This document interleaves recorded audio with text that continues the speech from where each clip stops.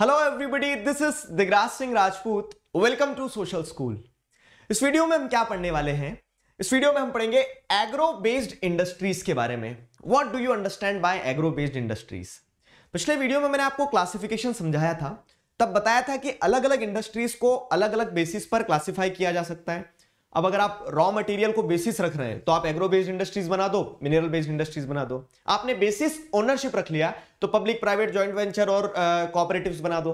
ठीक है, तो जैसा बेसिस रहेगा उस हिसाब से क्लासिफिकेशन हो जाएगा। हम एग्रो बेस्ड इंडस्ट्रीज क्यों पढ़ रहे हैं सर? क्योंकि चैप्टर जिस तरफ आपको लेके जा रहा है ना, तो चैप्टर में बेसिकली आपने मैन्युफैक्चरिंग इंडस्ट्रीज के कंसेप्ट को, एक पिलर को समझ लिया है। लास्ट वीडियो में मैंने बताया था, जो आप छाती पीट रहे हो चैप्टर बड़ा है, तो चैप्टर बड़े चैप्टर को छोटा कैसे किया जाए, नैरो डाउन कैसे किया जाए, वो मैंने आपको सिखा दिया। ठीक है, तो उस हिसाब से अगर हम देखें चीजों को, तो उस हिसाब से क्या हो रहा है, एग्रो बेस्ड इंडस्ट्रीज पढ़ लिया आपने, वो मतलब अभी पढ़ेंगे, मतलब आपने मैन्युफैक्चरिंग इंडस्ट्रीज को समझ लिया है। अब मैन्युफैक्चरिंग इंडस्ट्रीज में आप बेसिस कौन सा पकड़ोगे चैप्टर समझने के लिए? On the basis of raw material. ठीक है, industries can be classified into agro based industries and mineral based industries.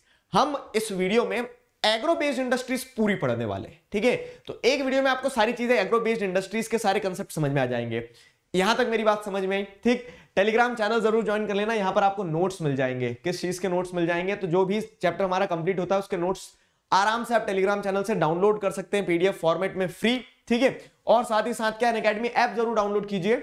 यहां पे आपको बहुत सारे एक्साइटिंग फीचर्स मिल जाएंगे, जैसे स्पेशल क्लासेस होती है, 1-to-1 लाइव इंटरेक्शन हो जाता है हमारा। ठीक है, डाउट सॉल्विंग क्लासेस होती है। डाउट सॉल्विंग क्लासेस के अलावा आप जैसे देखेंगे तो स्कॉलरशिप टेस्ट होते हैं, बहुत सारे और भी फीचर्स हैं।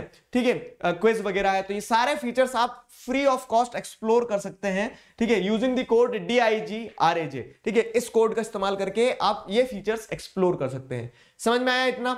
अब देखो क्या है, try to understand the heading agro based industries. मतलब एग्रीकल्चरल सेक्टर से उसे क्या मिल रहा है? रॉ मटेरियल मिल रहा है।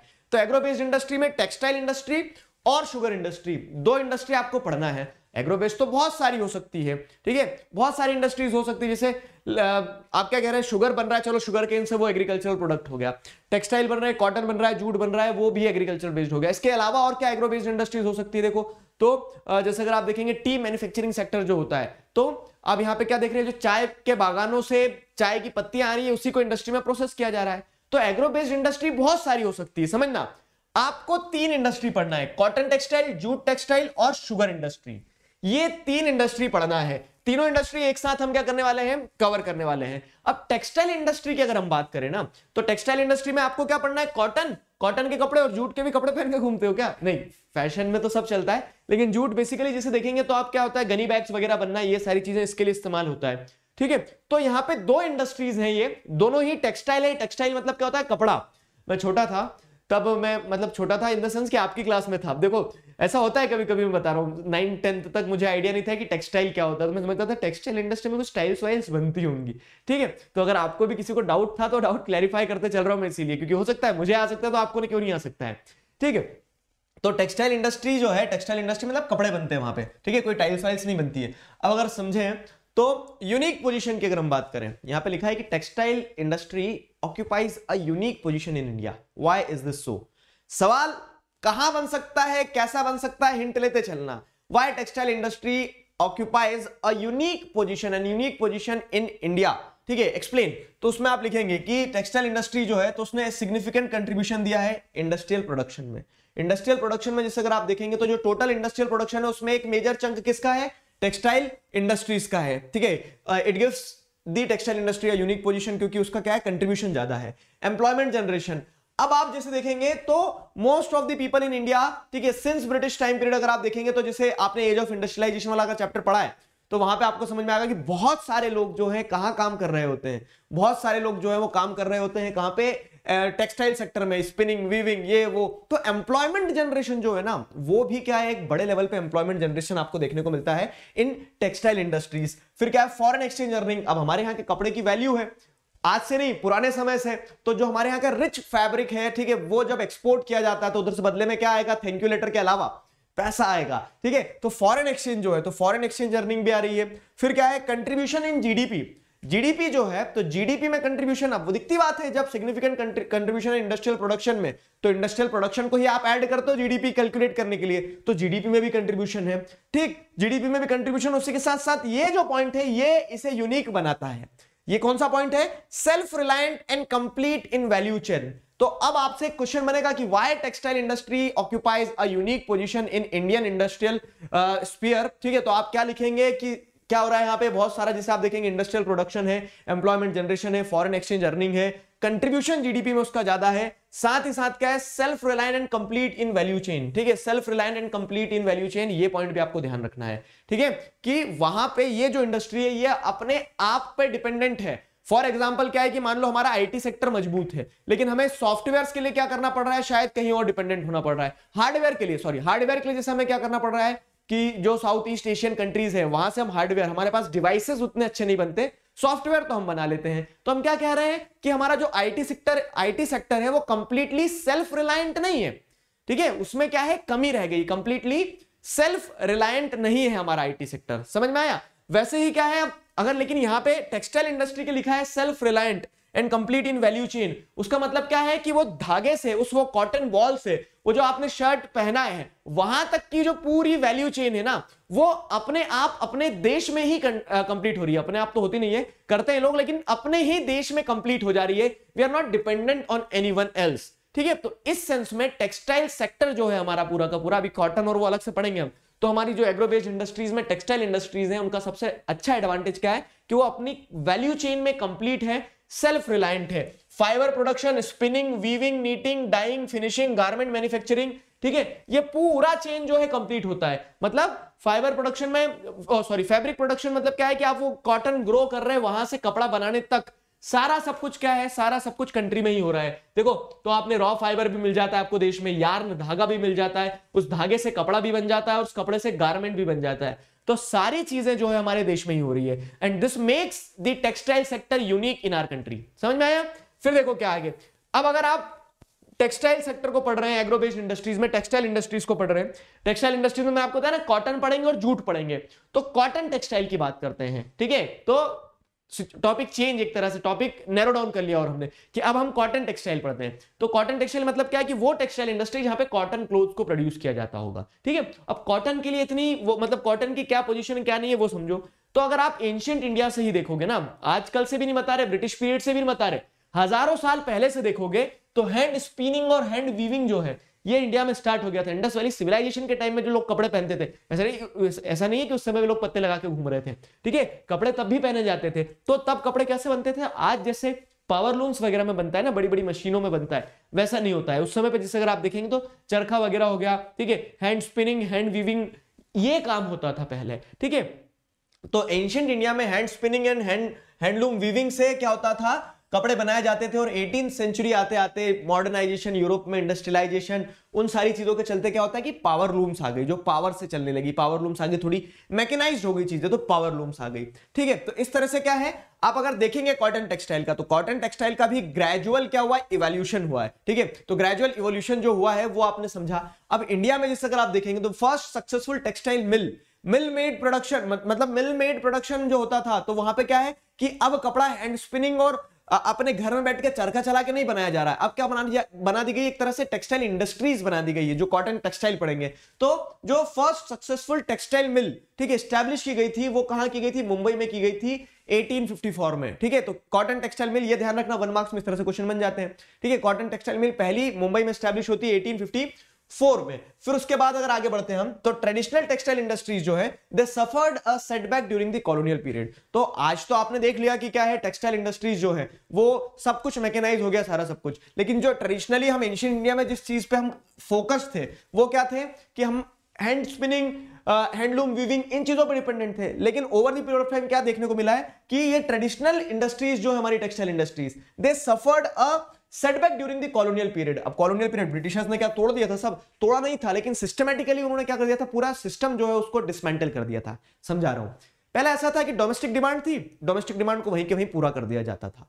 लेकिन ब्रिटिशर्स जब आए, उन्होंने देखा यार ये वहीं के वहीं घर में जब प्रोड्यूस करके हमें पहुंचाते हैं प्रोडक्ट, तो क्योंकि हैंडमेड प्रोडक्ट होता है तो अब क्वालिटी बहुत अच्छी होती थी, लेकिन पैसा भी ज्यादा ले लेते थे, लेकिन प्रोडक्शन स्लो होता था। अब ब्रिटिशर्स ने इंडस्ट्री बनाई तो इंडस्ट्री में अब वो बड़ा पाव थोड़ी ना बनाएंगे, वहां पर उन्होंने कपड़ा बनाना चालू किया और उन्होंने सोचा कि अगर इंडियन क्लोथ की क्वालिटी इतनी अच्छी रहेगी तो हमारा मिल मेड क्लोथ जो है, जो कि रिलेटिवली क्वालिटी के पैरामीटर पे थोड़ा सा कमजोर रहता था हैंडमेड क्लोथ से, ठीक है। तो ब्रिटिशर्स को लगा अब कैसे काम चलेगा, ठीक है, अब कैसे काम चलेगा, कंपटीशन है ना। तो उन्होंने कंपटीशन खत्म करने के लिए क्या किया, यहां से सारा रॉ मटेरियल ले जाने लगे, ठीक है, रॉ मटेरियल ले गए वहां तक, ठीक है। यहां पे जो है तो उन्होंने क्या किया, इंडियन मार्केट में वहां से कपड़े ला ला के बेचने लगे और वो सस्ता था। तो इस तरह से जो हमारी ट्रेडिशनल टेक्सटाइल इंडस्ट्री थी ना, वो क्या हो गई, it suffered a setback during the colonial period, ठीक है। तो they could not compete with the mill made clothes from England. समझ में आई वाली बात। अब मान लो क्या है कि कभी क्वेश्चन ऐसा है कि बहुत ही ज्यादा घुमा के बहुत ही ज्यादा डीप से क्वेश्चन पूछ लिया जाता है और इसीलिए हमारा फोकस रहता है कि हम एक एक टॉपिक को बहुत अच्छी तरह से पढ़ें। क्वेश्चन बहुत ही डीप से ऐसा पूछ लिया आपसे अगर कि the traditional textile industries in India suffered a setback during the colonial period, explain how. तो आप लिख सकते हैं कि industries were growing in Britain. अब देखो यहां जितना लिखा है उतना लिख के आ जाओगे वो भी बढ़िया है, लेकिन जब आप एसेंस समझते हो ना चीजों के, तो जब आप चीजों के एसेंस को समझते हो तो आपके ऊपर एक रिस्पॉन्सिबिलिटी आ जाती है, मेरे ऊपर एक रिस्पॉन्सिबिलिटी आ जाती है कि आप और हम इस किताबी ज्ञान तक सीमित नहीं रहे, हम चीजों को समझे तो सही, ठीक है। कौन कहता है कि सिर्फ किताब में जितना लिखा उतना लिख के आओ। अगर आप एक दूसरा डायमेंशन दे पा रहे हैं, आप चीजों को दूसरे पर्सपेक्टिव से दिखा पा रहे हैं, आप अपनी समझ से आंसर बना पा रहे हैं, क्योंकि जीवन आपको अपनी समझ से जीना होगा, ठीक है। मैं आपको जीना सिखा सकता हूं, तो वो आंसर में आप क्या वाले पॉइंट्स लिख के आ सकते हो। You are free to do that, समझ में, you are free to do that. Clear हुआ। तो traditional textile industry suffered a setback during the colonial period, and why it suffered a setback, because the clothes produced in the traditional textile industries were not as competitive as the mill-made clothes which were exported from England to India. Is that clear? ठीक है। तो ये आपने textile industry का एक basic introduction देख लिया कि कॉटन टेक्सटाइल इंडस्ट्री का एक बेसिक इंट्रोडक्शन देख लिया। अब यहाँ पे कॉटन टेक्सटाइल इंडस्ट्री में और क्या क्या पार्ट्स निकल के आते हैं और क्या क्या डायमेंशन समझना है आपको कि जो कॉटन टेक्सटाइल इंडस्ट्री है हमारी, ठीक है, वो कहां कंसंट्रेटेड है पता है। तो cotton textile industries are localised in Gujarat and Maharashtra. Gujarat और महाराष्ट्र में कॉटन टेक्सटाइल इंडस्ट्रीज हमारी लोकलाइज्ड है, ठीक है। ये वाला जो रीजन है यहां पे आपको कॉटन टेक्सटाइल इंडस्ट्रीज लोकलाइज्ड देखने को मिलेगी। सवाल ये है कि क्यों, ठीक है, क्यों यहां लोकलाइज्ड है। तो रीजन समझना, क्वेश्चन यही बनेगा, why there is the concentration of cotton textile industries in Gujarat and Maharashtra belt, ठीक है। तो अब आपको लिखना पड़ेगा अवेलेबिलिटी ऑफ रॉ कॉटन। यहां पे क्या है, कनेक्ट करो। यही तो गलती करते हैं बच्चे की, पढ़ते हैं ना तो सिर्फ पढ़ ही लेते हैं, चीजों को जोड़ते नहीं है आपस में। अब बोलोगे सर आपने इतना जुड़वा दिया है कि आप समझ नहीं आ रहा है कहां किधर क्या कनेक्ट करें। देखो रिसोर्सेज एंड डेवलपमेंट वाला चैप्टर पढ़ा था, वहां पे आपने सॉइल्स के बारे में पढ़ा था। अब सॉइल्स के बारे में पढ़ा तो आपको एक चीज ये भी बताई थी कि गुजरात महाराष्ट्र वाला जो रीजन है यहाँ पे ब्लैक सॉइल पाई जाती है। ब्लैक सॉइल पाई जाती है तो ब्लैक सॉइल पे क्या होता है, कॉटन, ठीक है। अब कॉटन जहां होगा, ठीक है, जहां कुआं होगा वहां प्यासा पहुंचेगा, सिंपल। तो जहां कॉटन हो रहा होगा वहीं पे क्या होगा, कॉटन टेक्सटाइल इंडस्ट्रीज आएगी। क्यों आएगी, अभी इंडस्ट्रियल लोकेशन वाला टॉपिक जो पढ़ के आए आप पहले, वहां से कनेक्ट करो आप कि इंडस्ट्रियल लोकेशन डिसाइड करने में एक फैक्टर ये भी होता है कि अवेलेबिलिटी होना चाहिए रॉ मटेरियल की। गेटिंग द आइडिया, समझ में आ रही है चीजें। मुस्कुराओ एक बार और आगे पढ़ो। मार्केट, ठीक है, ये पॉपुलेटेड एरिया है ना, महाराष्ट्र जो है, मुंबई जो है पॉपुलेटेड एरिया है, मार्केट है, कपड़े बनाओ लोगों को पहनाओ, ठीक है, तो मार्केट भी मिल गया। Transportation including accessible port facilities. अब क्या है, आपने यहां तो सबको कपड़े पहना दिए, अब क्या है कि वो ब्रिटिशर्स घूम रहे हैं ऐसे ही बिना कपड़ों के, उन्हें कपड़े पहनाते हैं। तो अब आपको वहां तक ब्रिटेन तक पहुंचाने के लिए, ठीक है, मतलब आपके क्लोथ्स, आपके टेक्सटाइल प्रोडक्ट्स को पहुंचाने के लिए आपको क्या चाहिए रहेगा, शिप वगैरह, ट्रांसपोर्टेशन फैसिलिटी चाहिए रहेगी। तो वो ट्रांसपोर्टेशन फैसिलिटी भी मिल रही है, यहाँ पे पोर्ट फैसिलिटी है, ठीक है, खूब पहुंचा दो आराम से। फिर क्या है, labour, moist climate etcetera. Labour भी, अब क्योंकि यहाँ पे पॉपुलेशन है, मार्केट है, तो वहां लेबर भी मिल जाएगा, मॉइस्ट क्लाइमेट है, which is ideal for the spinning and weaving process. तो सारे फैक्टर जो है ना सर्वगुण संपन्न हो गए Gujarat Maharashtra cotton textile industry के लिए। तो localisation of textile industry in Gujarat and Maharashtra, what can be the reasons, here are the reasons written over here. समझ में आया, वो चीज रहती है। अब कॉटन टेक्सटाइल इंडस्ट्री जो है, तो cotton textile industries are closely linked with agriculture and farmers, ठीक है। यहां पे आपको इस पॉइंट को भी समझना होगा कि cotton textile industries Gujarat Maharashtra में क्या है, गुजरात महाराष्ट्र में स्टैब्लिश्ड है, वहां तक ठीक है। उसी के साथ साथ they are closely linked with the agriculture and farmer. कैसे कि मतलब जो भी पूरी प्रोसेस रहती है, ठीक है, कि जो किसान है जिसने कॉटन की खेती करी, तो वो प्लकिंग वगैरह, जो कॉटन बॉल्स रहते हैं उन्हें हाथ से निकाला जाता है, ऐसे कोई हार्वेस्टर नहीं चला दोगे आप, ठीक है। तो ये प्लकिंग प्रोसेस से लगा के स्पिनिंग वीविंग, ये सारा सब कुछ, तो एग्रीकल्चर और फार्मर्स और वीवर्स ये सब आपस में जुड़े हुए रहते हैं इस तरह से, ठीक है। तो ये जो स्टार्टिंग में लिखा था ना, क्या है, self reliant and complete in value chain, तो वो आपको समझ में आ रहा है कि कॉटन टेक्सटाइल इंडस्ट्रीज में जो फार्मर्स और एग्रीकल्चर है वो कनेक्ट है। उसी के साथ साथ क्या है कि फार्मर्स और एग्रीकल्चर तो आपस में जुड़े हुए हैं क्योंकि वो पूरी प्रोसेस में इन्वॉल्व है, ठीक। उसी के साथ साथ जो दूसरी इंडस्ट्रीज है वो भी डिपेंडेंट है कॉटन टेक्सटाइल इंडस्ट्री के ऊपर। तो supported other industries such as chemicals and dyes, packaging material and engineering work. समझना, कॉटन टेक्सटाइल इंडस्ट्रीज का सबसे बड़ा एडवांटेज क्या है कि it is providing an impetus to various other industries such as the agriculture industries, या फिर various other sectors लिखो, सेक्टर्स लिखने के बाद एक्सप्लेन करो, such as agriculture sector and farmers are being helped by the cotton textile industries because the raw material जो है, ठीक है, वो क्योंकि एग्रो बेस्ड इंडस्ट्रीज, तो फार्मर्स खेती कर रहे हैं, प्लकिंग वगैरह, सोइंग, और उनकी एक सोर्स ऑफ इनकम वहां से जनरेट हो रही है, ठीक है। Along with that cotton textile industry is also helping, ठीक है, is also supporting other industries, ठीक है। तो supported other industries such as chemicals and dye, packaging material and engineering work. तो इन सारी इंडस्ट्रीज को एक तरह से क्या है, उठा के रखती है या फिर सपोर्ट देती है कॉटन टेक्सटाइल इंडस्ट्री, ठीक। तो अब आप यहां पे समझो लोकलाइजेशन क्यों है गुजरात महाराष्ट्र में, एक सवाल ये बन सकता है, अंदर से बताते चल रहा हूं मैं आपको, ठीक है। यूनिक पोजीशन क्यों, वहां जैसे आपको यूनिक पोजीशन देखने को मिलती है, it holds a unique position in textile sector, ठीक है, या फिर टेक्सटाइल सेक्टर अपने आप में एक यूनिक पोजीशन क्यों होल्ड करता है, वो आपको बनेगा, ये हो गया। उसके बाद में self reliant complete in value chain पे क्वेश्चन बन सकता है, नैरो डाउन करके कुछ भी पूछा जा सकता है, क्यों ट्रेडिशनल इंडस्ट्रीज ने एक सेटबैक सफर किया during the period of colonial, during the colonial period. समझ में आ रही चीजें? तो उस तरह से उतने क्वेश्चंस तो हमने क्या कर लिया, उतने क्वेश्चंस का डायमेंशन देख लिया कि कैसे बनेगा। अब एक और जो सवाल बनेगा यहां पे, वो क्या बनेगा, challenges faced by the cotton textile industry in India. Cotton textile industry है, लेकिन कॉटन टेक्सटाइल इंडस्ट्री के द्वारा आपको चैलेंजेस भी फेस किए जा रहे हैं। तो what are the challenges faced by cotton textile industry in India, you have to explain that, ठीक है। तो पहला क्या है कि we are having a strong, ये चैलेंज पहला है, ठीक है, आगे 2 3 4 और बताऊंगा। We are having a strong spinning units but weak weaving sector. मतलब इंडिया में जो कॉटन टेक्सटाइल इंडस्ट्री है उसमें आपको अलग अलग प्रोसेस होती है ना। देखो मैं आपको एक बार कपड़ा बनवा के दिखाता हूं। रॉ कॉटन है, वो कॉटन बॉल है, उस कॉटन बॉल से क्या बनेगा, कॉटन बॉल को तोड़कर लाओगे, मार्केट में किसान बेच देता है, किसान उस कॉटन बॉल को बेच देता है। अब कोई कॉटन बॉल, मतलब उस कॉटन को कौन खरीदेगा, मान लो किसी का क्या है, किसी का धागों का कारखाना है, तो वो उस रुई से क्या बन रहा है, धागा बन रहा है, किसी ने धागा बना लिया तो स्पिनिंग हो गया, ठीक है, मतलब वो धागा बना लिया, आपने धागा बना लिया यार्न। अब वो यार्न का, धागे का क्या है, धागे को लपेट के थोड़ी ना घूमेगा इंसान, कपड़ा बनना जरूरी है ना। तो उस यार्न से, उस स्पिन्ड यार्न से क्या होगा, क्या बनेगा, फिर स्पिनिंग के बाद में आप जैसे देखोगे तो वीविंग होती है, ठीक है, धागे को बून के क्या बनाया जाता है, कपड़ा बनाया जाता है। तो अब ऐसा भी नहीं कि कपड़ा बस डाल के चल रहे हैं, अब उस कपड़े से फिर वीविंग हो गई, वीविंग के बाद में क्या है, वीविंग के बाद में अगली प्रोसेस जो आती, तो उस वीविंग के बाद आप क्या करते हैं, क्लोथ मैन्युफैक्चर करते हैं, ठीक है। तो वो कपड़े से क्या, शर्ट बन रहे हैं, पैंट बन रहे हैं, टोपी बन रही है, तो वो क्या हो रहा है, कपड़े से आप जैसे देखेंगे तो मैन्युफैक्चरिंग ऑफ क्लोथ्स, ठीक है, क्लोथ मैन्युफैक्चर होगा और वो क्लोथ मैन्युफैक्चर होकर गारमेंट बन गए। फिर अब क्या है, अब इसमें भी एक चीज और होती है, तो वीविंग के बाद जैसे कभी कभी डाइंग वगैरह ये सब कुछ होता है, तो उस कपड़े के ऊपर आप कलरिंग वगैरह देखते हैं, अलग अलग कलर किए जाते हैं, तो वीविंग, डाइंग, फिर मैन्युफैक्चरिंग ऑफ क्लोथ्स, क्लोथ्स के बाद में गारमेंट बन गए आपके। तो ये एक पूरा का पूरा प्रोसेस रहता है, ठीक है, ये प्रोसेस रहता है, कपड़ा बन गया, पहनो, बैठो और पढ़ो। अब देखो यहाँ क्या है, तो यहां अगर जैसे देखेंगे कि जो टेक्सटाइल इंडस्ट्री है ना, वो टेक्सटाइल इंडस्ट्री कुछ ना कुछ चैलेंज फेस कर रही है। तो पहला चैलेंज जो है कि we are strong in spinning, ठीक है, we are strong in spinning sector but weak in weaving sector, ठीक है। तो स्पिनिंग वीविंग समझिए, मतलब धागा अच्छा बना ले रहे हैं हम, लेकिन उस धागे से कपड़ा अच्छा नहीं बना पाते हम, ठीक है। तो सर धागा पहन पहन के घूमे हम, नहीं, ठीक है, कपड़ा पहनना पड़ेगा ना। तो वो धागा अच्छा बना ले रहे हैं लेकिन हम कपड़ा अच्छा नहीं बना पा रहे, क्यों, ये समझाता हूं, देखो मैं आपको, हाँ, ये अच्छे से समझना कि एक सवाल मान लो इसके अंदर ये बन गया कि if we look at the cotton textile industry in India, our cotton textile industry is strong in spinning units but weak in weaving sector, explain why। समझ में आ रहा है कि चैलेंज के अंदर एक चैलेंज पे क्वेश्चन बन सकता है।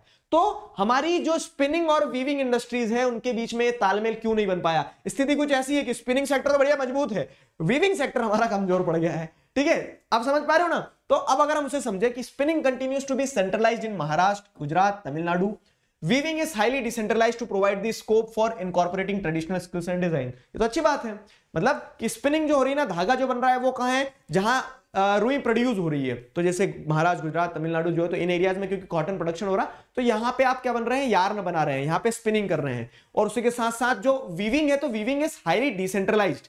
मतलब वीविंग कहां है, तो आप जैसे देखें कहीं बनारसी साड़ी बन रही है, तो कहीं महेश्वरी साड़ी बन रही है, तो वो डिसेंट्रलाइज्ड हो रही है। अच्छी बात है कि अलग अलग जगह के क्या है, ट्रेडिशनल स्किल्स को इनकॉर्पोरेट करने के लिए वीविंग जो है डिसेंट्रलाइज्ड है, ठीक है। लेकिन अब क्योंकि स्पिनिंग और वीविंग अलग अलग होती है, तो एट टाइम्स क्या होता है, तालमेल नहीं बन पाता है, ठीक है, अलग अलग होती है, तालमेल नहीं बन पाता है। India has world class production in spinning, but weaving supplies low quality of fabric as it cannot use much of the high quality yarn produced in the country, ठीक है।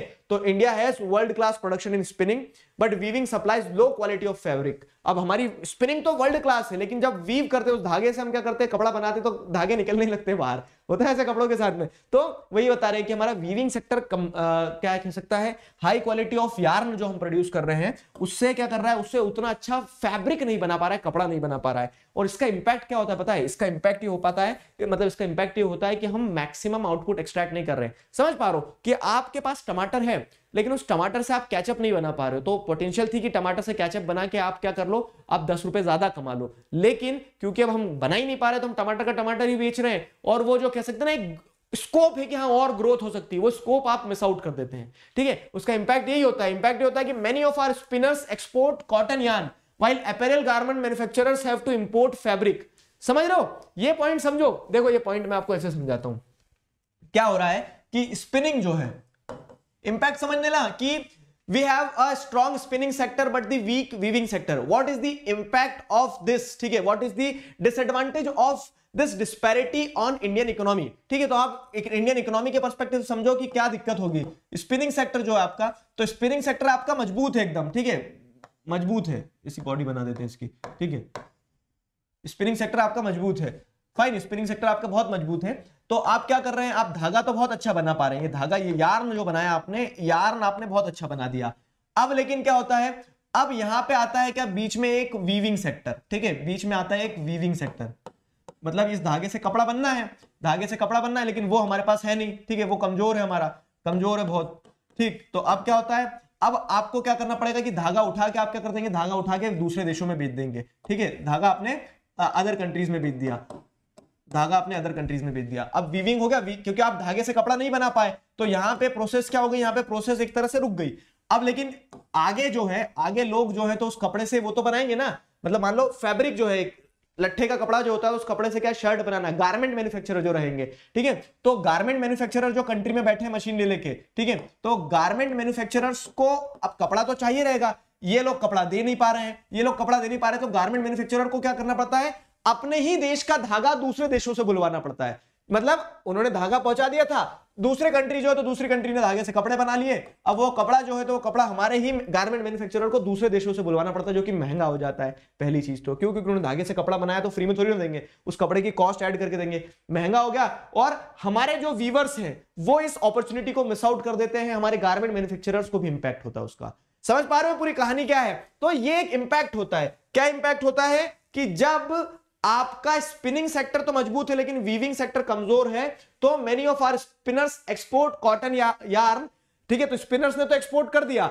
while the apparel garment manufacturers have to import fabric, and if we had, ठीक है, if we had a strong weaving sector, ठीक है, this gap could be nourish, ठीक है, इस gap को आप नरिश कर सकते थे, इस गैप को आप फिल कर सकते थे, और मैक्सिमम जो आउटपुट निकल के आता, जो इकोनॉमी को एडवांटेज मिलता, वो आप आपके देश में ही रख लेते, लेकिन वी मिस्ड आउट इट। समझ में आया। और इसको अगर एनालाइज करो तो why it is important for us to improve the weaving sector instead of exporting yarn in large quantities. तो सिंपल चीजें आप एनालाइज करके अब इतना इकोनॉमिक्स खुद पढ़ लिया कि अगर हम हमारे स्पिनिंग सेक्टर को मजबूत कर लेते हैं तो वो धागा देश के बाहर नहीं जाएगा, देश के अंदर ही रहेगा, वीविंग भी हम ही करेंगे, वैल्यू एडिशन का एडवांटेज भी हम ही रखेंगे, और हमारे अपैरल गारमेंट्स को किसी और के ऊपर डिपेंडेंट नहीं होना पड़ेगा, ठीक है। तो वो चीज समझ पा रहे हो, कनेक्ट कर लोगे, समझ में आया कि why it is important to get the maximum benefit out of the value chain, ठीक है। तो जो वैल्यू चेन है उसे कंप्लीट करने के लिए हमें मैक्सिमम आउटपुट अगर चाहिए तो we are required to work on our spinning weaving sector. समझ में आ गई यहां तक चीजें।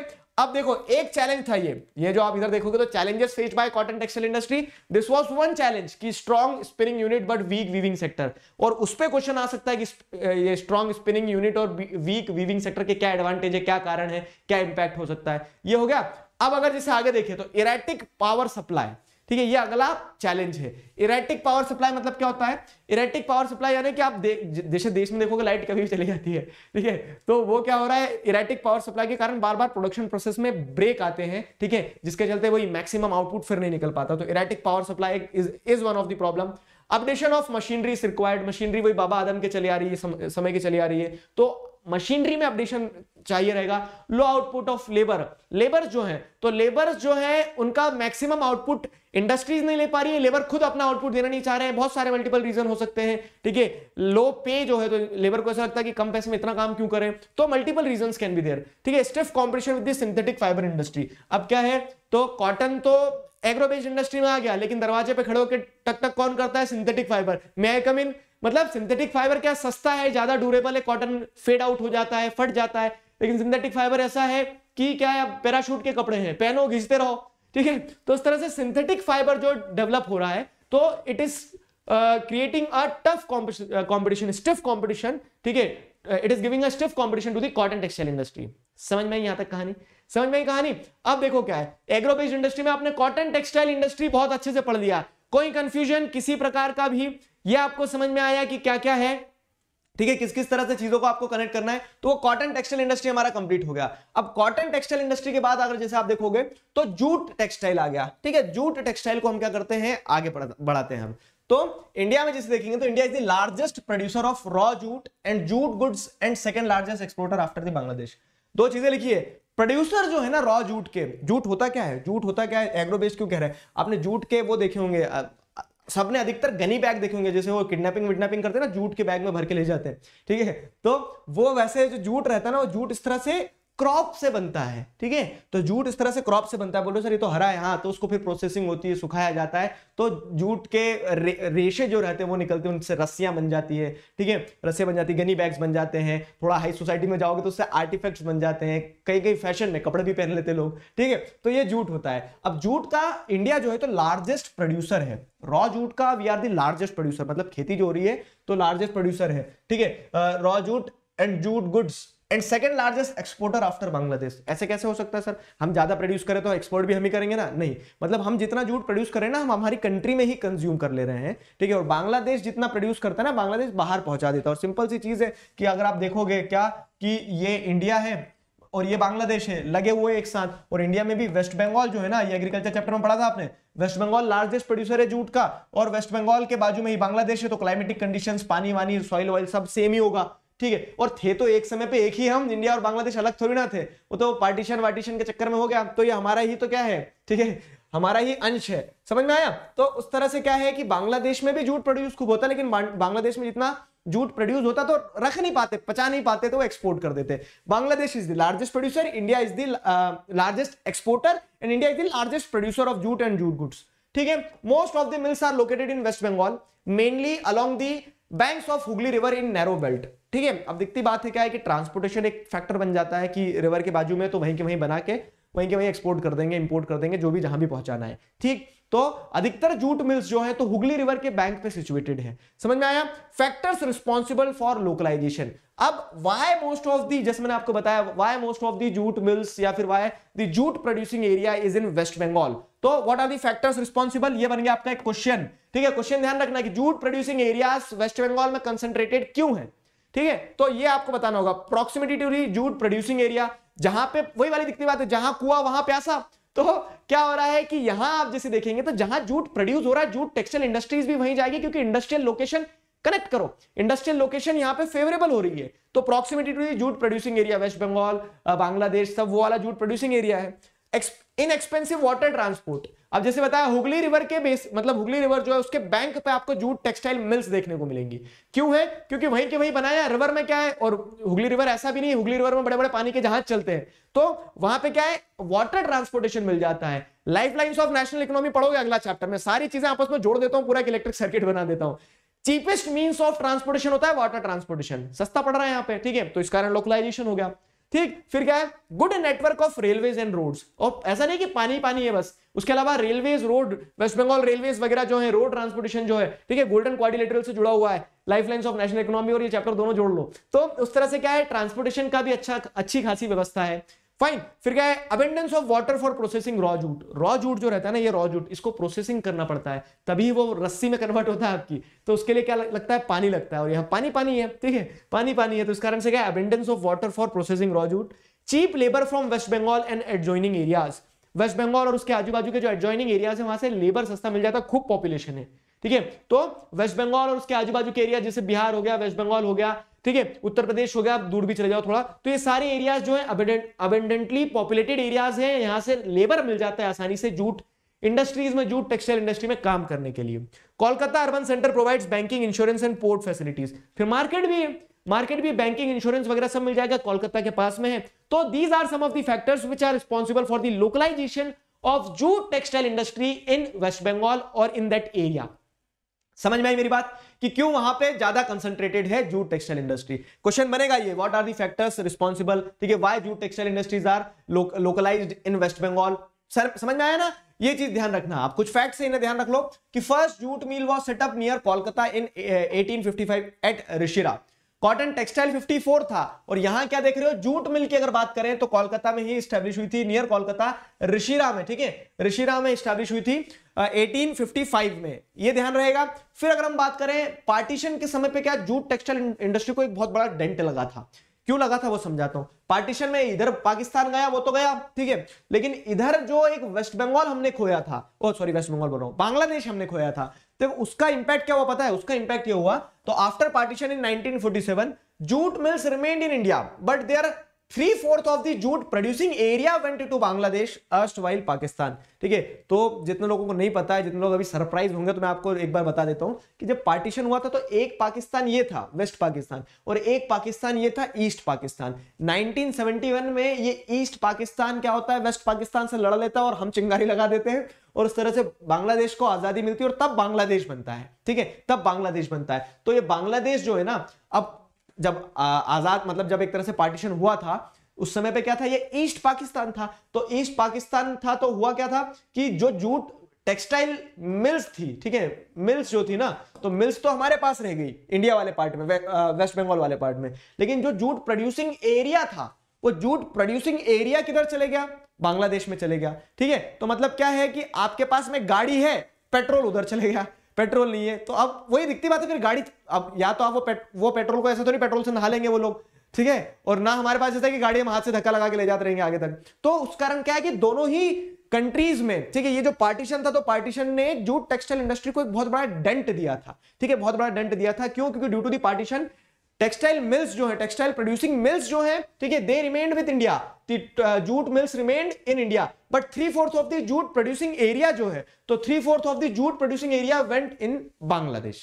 समझ में आई कहानी, ठीक है। तो ये क्या हुआ, ये एक बड़ी समस्या हुई, ये एक बड़ी समस्या हुई। चलो आगे बढ़ते हैं। तो what are the challenges faced by jute industry.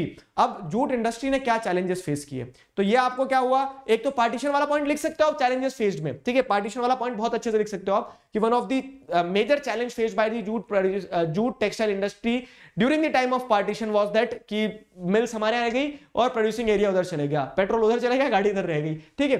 अब क्या है और क्या क्या चैलेंजेस फेस किए जाते हैं, तो stiff competition bye synthetic substitute in international market. International market में क्या होता है ना, इंटरनेशनल मार्केट में जूट जो है, तो नो डाउट जूट क्या है, नेचुरल है, एग्रो बेस्ड है, वो सारी चीजें हैं, ठीक है। तो क्वालिटी बहुत कम लोगों को समझ में आती है, लोगों को क्वांटिटी और प्राइस ये सारी चीजें ज्यादा समझ में आती है। इंटरनेशनल मार्केट में जैसे आप क्या देखेंगे, सिंथेटिक सब्स्टिट्यूट देखेंगे। जैसे फॉर एग्जांपल गनी बैग की बात करें, जो बोरी बनती है ना, बोरी के अंदर सामान भरते हैं अनाज वनाज, तो आजकल प्लास्टिक की बोरियां बहुत लार्ज स्केल पे मिल जाएगी, सस्ती होती है, आसानी से मिल जाती है, पानी वानी का भी ज्यादा झंझट नहीं है, सारी चीजें। लेकिन जूट जो है, तो जूट बड़ा नखरे वाला है, क्या कि केयर भी चाहिए उसको चूहे भी खा सकते हैं, गीला भी हो जाता है, महंगा भी आता है। तो इस कारण से क्या है, एक तो समस्या है जूट के साथ में, दूसरा क्या है कि जो सिंथेटिक सब्स्टिट्यूट है ना, वो ज्यादा क्या लगता है, ज्यादा एक तरह से कह सकते हैं बेटर अल्टरनेटिव लगता है। तो इस कारण से सिंथेटिक सब्स्टिट्यूट जो एक मेजर चैलेंज फेस करते हैं, मेजर टफ स्टिफ कंपटीशन देते हैं जूट टेक्सटाइल इंडस्ट्री को। Competition from international competitors like Bangladesh, Brazil, Philippines, Egypt and Thailand. अब ऐसा थोड़ी ना कि हमने कोई वो ले लिया कि हमारे पास ही जूट प्रोड्यूस होगा बस, नहीं, जूट तो और भी कंट्रीज प्रोड्यूस कर रही है ना। तो कंपटीशन जो है, कंपटीशन आपको Bangladesh, Brazil, Philippines, Egypt, Thailand, देखो लॉजिक लगाओ, ज्योग्राफी के स्टूडेंट हो आप, क्या ये सारी कंट्रीज जो है लगभग क्या ट्रॉपिकल कंट्रीज हैं, ट्रॉपिकल के आसपास हैं, तो वही पानी खूब मिल जाएगा, सॉइल भी अच्छी मिल जाएगी, तो इन कंट्रीज में भी जूट प्रोड्यूस हो जाता है, ठीक है, इन कंट्रीज में भी जूट प्रोड्यूस हो जाता है। इस कारण से क्या है, इस कारण से कंपटीशन जो है टफ है, ठीक है, neck to neck cut throat competition है। फिर हाई कॉस्ट की अगर हम बात करें तो कॉस्ट जो है, किस चीज का कॉस्ट, यहां पे आप जैसे देखेंगे कि जूट का कॉस्ट रिलेटिवली, मैंने बताया ना, सिंथेटिक फाइबर्स जो सिंथेटिक सब्स्टिट्यूट्स है उसकी अपेक्षाकृत ज्यादा होता है। ठीक, तो ये कुछ चैलेंजेस हैं, पार्टीशन वाला लिख देना और 3 चैलेंजेस ये लिख देना, बन जाएगा आंसर। ठीक है, बन जाएगा। क्लियर हुआ यहाँ पे? तो अब एक चीज और है, ये वैसे तो एनसीईआरटी से हटा दिया गया है, लेकिन फिर भी मैं लगा रहा हूं। क्यों लगा रहा हूं कि व्हाट, अगर मान लो rarest of the rarest case में आपसे कभी पूछ लिया कि नेशनल जूट पॉलिसी 2005 क्या थी, तो अब जब ये जूट इंडस्ट्री दिख रही थी सरकार को भी कि भैया चैलेंज में है, समस्या में है, तो जूट टेक्सटाइल इंडस्ट्री में सुधार के लिए क्या है या फिर इंप्रूवमेंट के लिए नेशनल जूट पॉलिसी लाई गई थी 2005 में। It has increase the international demand for jute. ठीक है, जूट की इंटरनेशनल डिमांड पे मतलब जूट के प्रोडक्ट्स में डाइवर्सिफिकेशन लाने में फोकस किया गया, डिमांड बढ़ाई जा सके उस चीज पे फोकस किया गया।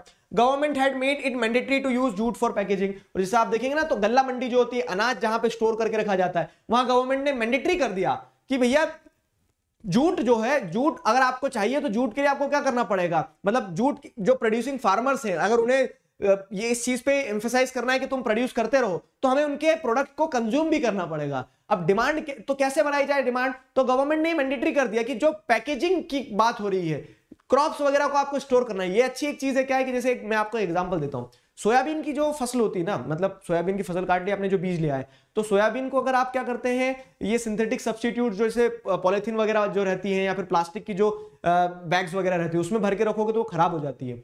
लेकिन वही सोयाबीन का बीज जो है आप जूट बैग में रखोगे ना, तो वो खराब नहीं होता है। मतलब जैसे हार्वेस्ट हो जाती है वो कब, सितंबर हार्वेस्ट हो जाती है अक्टूबर के आसपास, अक्टूबर नवंबर के आसपास। अब उसको वापस सो कब किया जाएगा, तो अगले साल जून जुलाई में, तो उतने समय तक उसको स्टोर करके रखना पड़ेगा ना, अनाज सीड की तरह। तो सीड को जूट बैग में स्टोर करके रखते हो, तो वो क्या रहता है, एक तरह से देखोगे तो रेस्पिरेशन चलता रहता है, तो वो खराब नहीं होती। तो ऐसे जूट बैग के एडवांटेजेस भी हैं, ठीक है, एडवांटेजेस भी है। तो गवर्नमेंट ने मैंडेटरी कर दिया क्या कि पैकेजिंग जो होगी, ठीक है, गल्ला मंडी वगैरह में, तो उसके लिए आपको जूट बैग इस्तेमाल करना पड़ेगा। तो जिससे क्या हो कि जूट फार्मर जो है उन्हें भी एक इंसेंटिव मिले कि प्रोड्यूस करो, क्योंकि खरीदने वाले लोग हैं। अगर कोई खरीदने वाला नहीं रहेगा जूट को, तो जूट प्रोड्यूस ही क्यों किया जाएगा। ठीक है, ये हो गया। Objective was to increase productivity, cultivation of jute and to ensure good prices to the jute farmers. और ये नेशनल जूट पॉलिसी का ऑब्जेक्टिव ये था कि प्रोडक्टिविटी, कल्टीवेशन जूट का बढ़ा रहे, ठीक है, जो फार्मर्स है उन्हें भी क्या मिल जाए, एक डिसेंट प्राइस मिल जाए उनके मेहनत का। ठीक है, तो ये नेशनल जूट पॉलिसी भी ध्यान रख लेना थोड़ा सा, अगर आता है तो rarest of the rare case में। चैलेंजेस समझ में आया, लोकलाइजेशन वाला पार्ट समझ में आया, फैक्टर्स रिस्पॉन्सिबल फॉर लोकलाइजेशन क्या है। तो जूट टेक्सटाइल इंडस्ट्री भी आसान है। जो लोग ये बोल रहे थे ना कि सर समझ नहीं आता, दो दो तीन तीन चीजें तो ध्यान रखना है, अभी लास्ट में एक बार और सब कुछ जोड़ दूंगा मैं। ठीक है, फिर क्या है, ये कंक्लूसिव मतलब एक कंक्लूसिव नोट लिख सकते हैं आप, जूट टेक्सटाइल इंडस्ट्री अगर आता है तो, the growing global concern for environment friendly biodegradable materials has once again opened the opportunity for jute products. ठीक है, तो what is the future for jute products, what is the future for jute textile industries? तो there is an immense possibility in jute textile industry. क्यों? with the growing concern for the environment friendly products and biodegradable materials. Jute एक ऐसी चीज है जो pollution तो नहीं करेगी, ठीक है, प्लास्टिक का जो हाहाकार है उससे हमें बचा सकती है। तो जूट की डिमांड बढ़ रही है, जैसे जूट बैग्स वगैरह आप देखो ना, फैशन में है वो तो, कि जूट बैग खरीदते हैं लोग, जूट बैग में सामान रखते हैं। तो these are some of the things. और उसके साथ साथ एक एडवांटेज ये भी है, ये भी लिख सकते हो, देखो अगेन वही, अपने आप को किताब तक सीमित मत रखना कभी। एक चीज ये भी लिख सकते हो क्या कि जो लोकल आर्टिशियंस वगैरह है, ठीक है, तो दे also get a good amount of money by making jute products, artifacts from the jute products. ठीक है, तो आर्टिस्ट अपने आर्ट को जूट पे उतार देते हैं और उसकी कीमत अच्छी मिल जाती है उन्हें। ठीक है, तो it supports that sector also, jute textile industry, या फिर जूट जो है, जूट टेक्सटाइल इंडस्ट्री से जूट प्रोड्यूस हो जाएगा, फैब्रिक, उस फैब्रिक से कुछ कुछ बना लो, तो it supports the artist community also. Fine, craftsman वगैरह जो है उन्हें भी सपोर्ट करता है। अब अगली जो एग्रो बेस्ड इंडस्ट्री है, 3 एग्रो बेस्ड इंडस्ट्री पढ़ना है, फिर ऐसे ही सारी मिनरल बेस्ड इंडस्ट्रीज पढ़ लेंगे। अगली जो मिनरल एग्रो बेस्ड इंडस्ट्री है वो है शुगर इंडस्ट्री। ठीक है, तो शुगर इंडस्ट्री को पढ़ते हैं। In India second largest producer of sugar, India is the second largest producer of sugar. पहला कौन है, ठीक है, तो पहला ब्राजील। ठीक है, तो India is the second largest producer of sugar, largest producer of गुड़ एंड खंडसारी। तो शुगर के अलावा जैसे शुगर केन से और बहुत सारे प्रोडक्ट बन जाते हैं। आप यहां पे सिर्फ शुगर को मत देखना, शुगर इंडस्ट्री लिखा है तो आप शुगर केन को देखना, क्योंकि एग्रो बेस्ड इंडस्ट्रीज पढ़ रहे हैं। तो एग्रो बेस्ड इंडस्ट्री में शुगर इंडस्ट्री होती है जो चल किससे रही है, शुगर केन, जो कि एक एग्रीकल्चरल प्रोडक्ट है। ठीक है, शुगर केन जो कि एक एग्रीकल्चरल प्रोडक्ट है। तो अब जैसे अगर आप यहां देखोगे तो second largest producer of sugar है ठीक है। उसी के साथ साथ क्या, लार्जेस्ट प्रोड्यूसर ऑफ गुड़ एंड खंडसारी। तो गुड़ यहाँ पे जैसे देखते हो ना आप, क्या जैगरी, खंडसारी क्या है, तो वैसा ही एक प्रोडक्ट होता है, थोड़ा सा लिक्विड होता है। तो यहाँ पे गुड़ हो गया, खंडसारी हो गया, इन सारी चीजों का प्रोडक्शन जो है इंडिया में होता है, शुगर का भी होता है। शुगर इंडस्ट्री की अगर बात करें तो शुगर इंडस्ट्री का वैल्यू चेन आप जैसे देखोगे तो रॉ मटेरियल जो है वो क्या लगता है, रॉ मटेरियल लगता है शुगर केन, गन्ने, गन्ने खाए आप लोगों ने, तो रॉ मटेरियल क्या लगता है, शुगर केन, अनार की तरह दिख रहा है वो, ठीक है। तो रॉ मटेरियल होता है शुगर केन। अब शुगर केन जो होता है बल्कि होता है, वैसे तो जेब में रख के चले जाएंगे इंडस्ट्री में, वो रॉ मटेरियल इंडस्ट्री तक पहुंचाने के लिए आपको बड़े बड़े ट्रक्स चाहिए रहेंगे, उन ट्रक्स में भर के गन्ने जाते हैं, देखा। तो उस तरह से क्या बल्कि होता है। अब बल्कि मटेरियल है, और अब ऐसा भी नहीं है क्या बल्कि मटेरियल है तो आप वही कि सिर पे उठा के ले जाओगे, ट्रांसपोर्टेशन रिक्वायर्ड रहेगा। अब ट्रांसपोर्टेशन की जब जरूरत पड़ती है तो ट्रांसपोर्टेशन में कॉस्ट बढ़ गया, एक चीज ये ध्यान रखना, साथ ही साथ कॉस्ट से ज्यादा इंपॉर्टेंट क्या होता है, टाइम। आप यहां से वहां ले जाओगे तो इन हॉलेज, हॉलेज मतलब क्या है, ढोना, ढोते ना सामान इधर से उधर, तो in haulage its sucrose content reduces. Sucrose क्या है, तो अब कहानी समझो, क्योंकि शुगर इंडस्ट्री किस चीज पे डिपेंडेंट है, उसका रॉ मटेरियल एग्रीकल्चरल प्रोडक्ट है, शुगर केन है। शुगर केन जो है तो वो बल्कि होता है, उसको आप सिर पे उठा के नहीं ले जाओगे, आपको ट्रांसपोर्टेशन चाहिए लगेगा, ट्रक व्रक में ले जाओगे। अब जब ट्रक व्रक में ले जाओगे तो ले जाने में क्या लगेगा, पैसा, और पैसे से ज्यादा इंपॉर्टेंट चीज क्या होगी यहाँ, टाइम। तो वो टाइम में क्या होता है, हॉलेज मतलब भाड़ा जब ढो के ले जाते हो तो उस टाइम में क्या होता है कि अब क्योंकि ये एग्रीकल्चरल प्रोडक्ट है ना, पैरिश हो जाते हैं समय के साथ खराब हो जाते हैं, नष्ट हो जाते हैं। तो वो शुगर केन जब जाएगा तो उस प्रोसेस में सुक्रोज कंटेंट जो रहता है, सुक्रोज मतलब शुगर केन के अंदर जो स्वीटनेस वाली क्वालिटी जो रहती है, जितना ताजा गन्ना होगा वो उसके अंदर उतनी ज्यादा मिठास होगी, ठीक है। कभी आपने गन्ने के खेत में जाके गन्ना खाया है, वहां गन्ना खाना और किसी दुकान पे गन्ने का जूस पीना, गन्ना खाना, ठीक है, आपको डिफरेंस समझ में आ जाएगा। तो फ्रेशनेस जो है, जितना फ्रेश रहेगा, कटा और शुगर की मतलब जैसे ही आपने हार्वेस्ट किया उसे, ठीक है, और वैसे ही अगर उससे शुगर बनाओगे तो उसमें सुक्रोज कंटेंट ज्यादा है, स्वीटनेस ज्यादा है, तो उससे जितनी शुगर निकलेगी वो रिलेटिवली ज्यादा रहने वाली है, अगर आप कंपेयर करोगे किसी एक ऐसे हार्वेस्टेड शुगर केन से जो 10, 15, 20 दिन, 50 दिन पहले से हार्वेस्ट करके रखा हो। समझ में आया? तो टाइम यहां पे बहुत मैटर करता है। तो therefore industries should be situated near sugarcane producing area. 60% mills are in Uttar Pradesh and Bihar, और यही कारण रहा। समझ में आया कि अब या तो ऐसा है कि आप क्या करो, बहुत अच्छी सिस्टम डेवलप कर लो कि फटाफट ट्रांसपोर्ट कर दिया जाए, या फिर दूसरा ऑप्शन यही है कि जहां गन्ना प्रोड्यूस हो रहा है ना वहीं पे जाके चुपचाप इंडस्ट्री लगा लो, तो वो क्या है, ये पूरी प्रोसेस से बच जाओगे आप, प्रोडक्टिविटी जो रहेगी मैक्सिमम निकाल पाओगे आप, ठीक है। तो ये कहानी रहती है। रॉ मटेरियल जो है, रॉ मटेरियल क्योंकि बल्कि होता है, ट्रांसपोर्टेशन के साथ साथ में टाइम एक इंपॉर्टेंट कंसिडरेशन हो जाता है। इसके चलते आप देखेंगे तो मोस्ट ऑफ द इंडस्ट्रीज, ठीक है, most of the sugar industries should be situated and are situated near the sugarcane producing area। जैसे उत्तर प्रदेश हो गया, बिहार हो गया, यहां पे शुगरकेन प्रोड्यूस हो रहा है तो यहीं पे इंडस्ट्रीज भी आपको देखने को मिल जाएगी। आपने देखा ना उत्तर प्रदेश वाले बहुत सारे लोग जो है बोलते क्या काम है आपका, तो बोलते कि हमारी शुगर मिल है, ठीक है। तो इस तरह से क्या है कि शुगर मिल वाले, किसी की है क्या शुगर मिल, बताना कमेंट सेक्शन में मुझे। तो ये हो गई हमारी कहानी किस चीज की, शुगरकेन की। सवाल क्या बनेगा सर यहाँ पे, सवाल यही बनेगा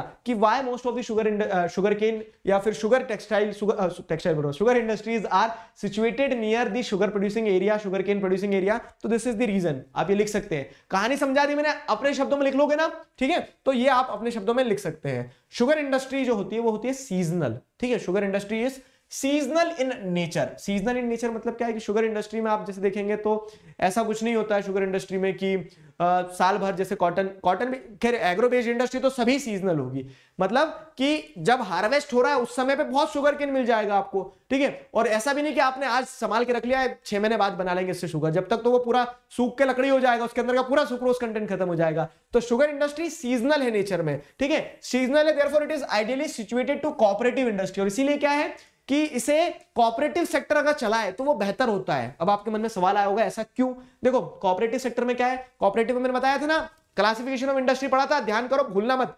तो क्लासिफिकेशन ऑफ इंडस्ट्री में आपने देखा था कि जो प्रोड्यूसर्स और सप्लायर्स होते हैं, ठीक है, वो प्रोड्यूसर्स और सप्लायर्स ही ओनर का भी काम कर रहे होते हैं। अब प्रोड्यूसर्स और सप्लायर्स जब ओनर की तरह काम कर रहे होते हैं तो इसके चलते आपको क्या देखने को मिलता है कि सारे शुगरकेन फार्मर जो है वो प्रोड्यूसर है, वही सप्लायर है। तो शुगरकेन फार्मर अपने अपने हार्वेस्ट करेंगे शुगरकेन को, अपने अपने शुगरकेन हार्वेस्टेड शुगर मिल तक पहुंचा देंगे, अपना अपना प्रॉफिट ले लेंगे, ठीक है। तो जब अपने प्रॉफिट को अपना इंसान समझ रहा होता है ना, तो वो क्या करता है, डिलेज नहीं करता है, उसके चलते मैक्सिमम प्रोडक्टिविटी मिल जाती है, ठीक है। और अगर कोई एक इंडिविजुअल रहेगा तो शुगरकेन ऐसा है कि हार्वेस्ट करके रख दिया फार्मर ने, ठीक है, फार्मर ने तो हार्वेस्ट करके रख दिया, अब वो दूसरे की झंझट कब ले जाना है कब नहीं ले जाना है, वो दूसरा अगर लेट होगा, डिले करेगा तो सुक्रोज कंटेंट कम हो जाएगा। तो इसके चलते क्या है कि जब वो एक सीजनल नेचर की इंडस्ट्री है, उसमें आपको टाइम को इंपॉर्टेंट कंसीडर करना पड़ता है, तो कोऑपरेटिव सेक्टर बेस्ट सूट्स दी शुगर इंडस्ट्री, इसीलिए बहुत सारी शुगर मिल्स जो होती है कोऑपरेटिव में चलती है, ठीक है। तो जैसे अगर आप देखेंगे over the period of time हो क्या रहा है कि shifted and concentrated in southern and western states, specially in Maharashtra, ठीक है। तो धीरे धीरे क्या हो रहा है, कोऑपरेटिव वो शुगर इंडस्ट्री जो है, शुगर इंडस्ट्री के कोऑपरेटिव जो सेक्टर्स हैं वो आपको कहां देखने को मिल रहे हैं, शिफ्ट होते देखने को मिल रहे हैं सदर्न और वेस्टर्न पार्ट में। अब बोलोगे सर ऐसा क्यों, तो सदर्न इंडिया जो है या फिर वेस्टर्न पार्ट, सदर्न इंडिया या फिर वेस्टर्न पार्ट जो है महाराष्ट्र वगैरह का, तो वहां पे भी यह है अच्छी क्वालिटी का शुगर केन प्रोड्यूस हो रहा है, ठीक है। वाई यही पूछा है, तो because the cane produced here has a higher sucrose content, Maharashtra में जो शुगर केन प्रोड्यूस हो रहा है तो वहां पे हायर सुक्रोज कंटेंट है, ठीक। अब दूसरी चीज मैंने आपको अभी समझाया था क्या, कि यहां पे localisation sugar producing area, sugar cane producing area में ही होगा, क्यों, क्योंकि कारण ये पूरी प्रोसेस, तो इसके चलते क्या है कि जहां अच्छी क्वालिटी का शुगर केन मिलेगा इंडस्ट्रीज दौड़ी दौड़ी वहां चले जाएगी, ट्रांसपोर्टेशन यहां पे क्या कर देता है, आपकी प्रॉफिटेबिलिटी खत्म कर देता है। तो इसके लिए अब क्या देख रहे हो आप कि ग्रेजुअली, ठीक है, there is a shift and concentration of sugar industries in the Maharashtra region, and the reason behind it is because the cane produced here, sugar cane produced here has higher sucrose content. The cooler climate also ensures a longer crushing season, ठीक है। और क्या है, थोड़ा सा जैसे अगर आप यहां देखेंगे तो जो कूलर क्लाइमेट है उसके चलते क्या है, क्रशिंग पीरियड लॉन्गर मिल जाता है, मतलब आप लंबे समय तक क्या कर सकते हो, उसे स्टोर कर सकते हो, सुक्रोज कंटेंट थोड़ा कम स्पीड से यहां डिक्रीज होगा, तो ये कारण है। ध्यान रखना क्यों महाराष्ट्र में कंसंट्रेशन हो रहा है, सदर्न पार्ट में कंसंट्रेशन हो रहा है, तो दीज आर दी रीजंस, समझ में आया, दीज आर दी रीजंस। अब यहां पे चैलेंजेस, वही वाली चीज है, जैसा अब आपको भी एक पैटर्न ड्रॉ आउट करवाऊंगा मैं लास्ट में, ये वाला स्लाइड और पढ़ ले, हम फिर एक पैटर्न ड्रॉ आउट करवाऊंगा, जो बोल रहे हैं ना कि लेंदी लगता है, ऐसे कैसे लेंदी लगता है, ठीक है। देखो challenges faced bye sugar industry, sugar industry क्या चैलेंज फेस करेगी, सबसे पहला तो इसका सीजनल नेचर में होना ही अपने आप में एक चैलेंज है, क्योंकि ये साल भर पूरे समय आप संभाल नहीं सकते हो, चला नहीं सकते हो, तो इसका सीजनल नेचर का होना अपने आप में एक चैलेंज है। Old and inefficient method of production, ठीक है, हम क्या कर रहे हैं, शुगर इंडस्ट्रीज चला रहे हैं, लेकिन शुगर इंडस्ट्री में तरीका आज भी क्या है, ओल्ड और इनएफिशिएंट है, तो जिसके चलते नो डाउट मैक्सिमम प्रोडक्शन या फिर मैक्सिमम आउटपुट नहीं निकाल पाओगे। आज भी क्या है, भट्टे चलते हैं, उन भट्टों में गुड़ बनाया जा रहा है, तो उसका टेस्ट बहुत अच्छा आता है, लेकिन क्या है, आपको अगर ग्लोबल लेवल पे कंपीट करना है तो you have to improve the technology, ठीक है। कंपटीशन में बने रहने का एक सीधा सा मूल मंत्र मैं बताता हूं, you are required to be the best, simple rule, आपको बेस्ट होना पड़ेगा, नहीं तो कंपटीशन ऐसा है कि आपको लात मार के बाहर निकल दिया जाएगा। अगर कंपटीशन में बना रहना है तो you are required to be the best, ठीक है। तो push yourself, do anything possible but be the best, ठीक है। This is harsh but reality यही है कि आपको कंपटीशन में बना रहना है तो आपको बेस्ट होना पड़ेगा, ठीक है। वही चीज है कि यहां पे चैलेंज जो है वो क्या है कि इनएफिशिएंट मेथड जो है तो हमारे प्रोडक्ट्स को क्या कर दे रही है, मार्केट के बाहर कर दे रही है, ठीक है, ये चीज हो गई। फिर क्या है, ट्रांसपोर्टेशन डिलेज, जैसे अगर आप देखेंगे यहाँ पे तो ट्रांसपोर्टेशन डिलेज भी होते हैं, ठीक है। ट्रांसपोर्टेशन डिलेज क्या कर देते हैं, सुक्रोज कंटेंट गिरा देते हैं, फिर वो गन्ने से तलवारबाजी कर लेना, बस काम का नहीं रह जाएगा ना, तो ट्रांसपोर्टेशन डिलेज हो गया। Need to maximise the use of baggage, baggage क्या है कि आपने गन्ने से क्या निकाल लिया, रस निकाल के, गन्ने से रस निकाल के उसकी शुगर बना दी, उसका गुड़ बना दिया, लेकिन ये जो कचरा बचता है, कचरा इन द सेंस क्या है, बैगेज कहा जाता है, ये जो बैगेज बचता है ये कचरा नहीं है, ठीक है। आपने देखा होगा सर गन्ने का जूस वाला भी क्या करता है, उसको कचरे को फेंक देता है, गाय वाय खा जाती है, नहीं, इससे एनर्जी निकाली जा सकती है, बायोडीजल बनाया जा सकता है, इसके अंदर जो कह सकते हैं इसे मैन्योर की तरह यूज किया जा सकता है, खाद बनाई जा सकती है। तो एक चैलेंज ये है कि आप क्या कर रहे हैं, गन्ने का रस तो निकाल दे रहे हैं लेकिन उस बैगेज को मैक्सिमम तरीके से यूज नहीं कर पा रहे हैं। आपके लिए जो कचरा है वो सोना बन सकता है, but what we are required to do over here is we need to have good technology, ठीक है, we need to have some ideas to maximise the use of baggage. समझ में आया, तो ये कहानी थी किस चीज की, ये कहानी थी शुगर इंडस्ट्री की। चलिए, तो टॉपिक हमारे यहाँ पे कंप्लीट होता है एग्रो बेस्ड इंडस्ट्रीज का, है ना, थोड़ा लंबा हो गया, स्ट्रेच हो गया, लेकिन सारे टॉपिक्स कनेक्ट कर पाए ना आप इसमें, टॉपिक्स कैसे कनेक्ट कर पाए, चलो अब मैं आपको बताता हूं। जो लोग चिल्लाते हैं ना लंबा लंबा, देखो क्या है, तो यहाँ पे एग्रो बेस्ड इंडस्ट्रीज जो हैं, ठीक है, एग्रो बेस्ड इंडस्ट्रीज कनेक्ट करो सारी चीजों को एक बार फटाक से, हम 2 मिनट में कनेक्ट कर रहे थे। एग्रो बेस्ड इंडस्ट्री में आपने पता है आपको क्या क्या पढ़ा, आपने कॉटन, ठीक है, कॉटन टेक्सटाइल के बारे में पढ़ा, जूट के बारे में पढ़ा, ठीक है, तो जूट के बारे में पढ़ लिया। फिर तीसरी चीज क्या पढ़ लिया आपने, शुगर पढ़ लिया, ठीक है। तो शुगर जो है शुगर केन से जुड़ा हुआ है, शुगर केन से जुड़ा हुआ है, क्लियर हुआ। अब इसमें आपको ध्यान क्या रखना, देखो जब आपने पूरी एग्रो बेस्ड इंडस्ट्रीज पढ़ी तो एक एक पॉइंट जो सब में कॉमन जाएगा, ठीक है, जो सब में कॉमन पॉइंट्स आपको ध्यान रखना है। सारी इंडस्ट्रीज को ध्यान रखने के लिए आप लोकलाइजेशन वाले पॉइंट ध्यान रख लो, ठीक है, कि लोकलाइजेशन, हर इंडस्ट्री का लोकलाइजेशन है, जैसे कॉटन टेक्सटाइल इंडस्ट्री लोकलाइज्ड है महाराष्ट्र गुजरात वाले एरिया में, जूट बंगाल में है, शुगर केन जो उत्तर प्रदेश में है, वेस्ट बंगाल में है। लोकलाइजेशन वाले फैक्टर ध्यान रखो और वाई ध्यान रखो कि क्यों ये वहां पे लोकलाइज्ड है। तो हर एक इंडस्ट्री का मैंने आपको कारण समझाया क्यों लोकलाइज्ड है। दूसरा जो एक इंपॉर्टेंट चीज है जो आपको ध्यान रखना है सभी इंडस्ट्रीज में, वो क्या है, चैलेंजेस। ठीक है, तो challenges faced by the industry, तो क्या चैलेंजेस फेस कर रही इंडस्ट्री, दूसरी ये चीज ध्यान रख लो। ठीक है, तो आपके 6 क्वेश्चन बन गए यहां पे। अब एक टॉपिक से एग्रो बेस्ड इंडस्ट्रीज से 6 क्वेश्चन जो बन सकते हैं, ब्रॉडली जो बनते हैं वो तो आपके बन गए ना, यहाँ पे कवर कर लिया आपने। अब उसके बाद में थोड़े थोड़े नैरो क्वेश्चंस आ सकते हैं। नैरो क्वेश्चंस ऐसे आ सकते हैं कि ब्रिटिश टाइम पीरियड में ट्रेडिशनल कॉटन टेक्सटाइल इंडस्ट्री ने कैसे सफर किया। ठीक है, तो इस तरह से फिर कभी पार्टीशन ने कैसे सफर किया जूट टेक्सटाइल इंडस्ट्री को। ठीक है, तो कभी कभी क्या होगा कि नैरो डाउन करके क्वेश्चन पूछे जाएंगे, इसीलिए हमने कंप्लीट एक्सप्लेनेशन लिया है। लेकिन ब्रॉडली समझोगे तो आपके बड़े बड़े क्वेश्चन जो है वो कवर कर लिए आपने। So don't worry about anything, सोचना नहीं है। ठीक है, मतलब चिंता नहीं करना है, सोचना जरूर है हमें कि यार कैसे करेंगे तो तरीका निकलेगा। जब आप चिंता करोगे तो परेशानी आएगी, जब आप सोचोगे प्रोडक्टिवली तो तरीका निकलेगा। That's it. ठीक है, तो अभी हम क्या करते हैं, इस क्लास को खत्म करते हैं। हमने एग्रो बेस्ड इंडस्ट्रीज पूरी पढ़ ली है। नेक्स्ट वीडियो में ऐसे ही मिनरल बेस्ड को पढ़ते हैं, मिनरल बेस्ड को भी कंप्लीट करते हैं। ठीक है, तो मिनरल बेस्ड इंडस्ट्री हम नेक्स्ट वीडियो में पढ़ेंगे। अभी के लिए stay connected, keep learning, signing off with this, together we can, we will. Thank you very much.